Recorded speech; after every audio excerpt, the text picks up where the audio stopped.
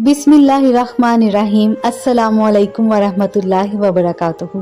अजीज बहन भाइयों, जिंदगी के सफर में हमें कई रिश्ते मिलते हैं, मगर एक रिश्ता ऐसा है जो अल्लाह की तरफ से रहमत भी है, मोहब्बत भी और आजमाइश भी।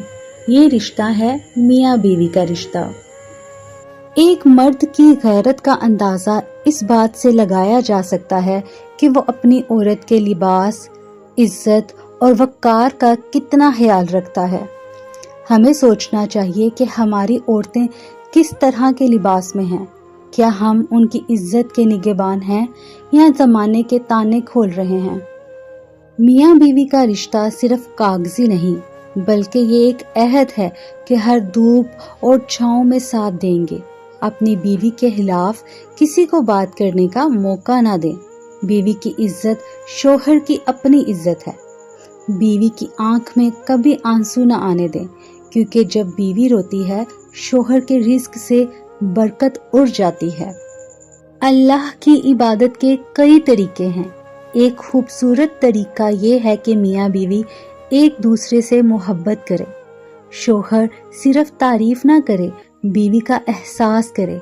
बीवी के लिए ये एहसास सबसे बड़ी नेमत है कि कोई है जो मेरी फिक्र करता है। रसूल करीम सल्लल्लाहु अलैहि वसल्लम ने फरमाया, इस्लाम के बाद मुसलमान मर्द के लिए सबसे कीमती चीज़ इसकी बीवी है। हजरत अनस से रिवायत है कि नबी करीम सल्लल्लाहु अलैहि वसल्लम ने फरमाया, जिसे अल्लाह ने नेक बीवी दी उसका आधा ईमान मुकम्मल हो गया, बाकी आधे के लिए अल्लाह से डरता रहे। शरीयत का हुक्म है कि बीवी के अखराजात शोहर पर हैं, चाहे बीवी के पास अपना माल हो।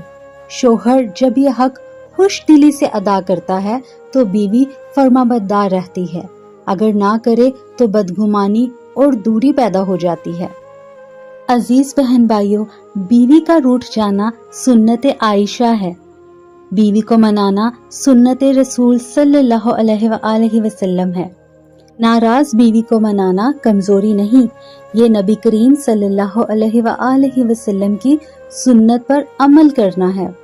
घर का सुकून, बच्चों की खुशी, रिज्क की बरकत, ये सब इसी एक रिश्ते से जुड़े हैं।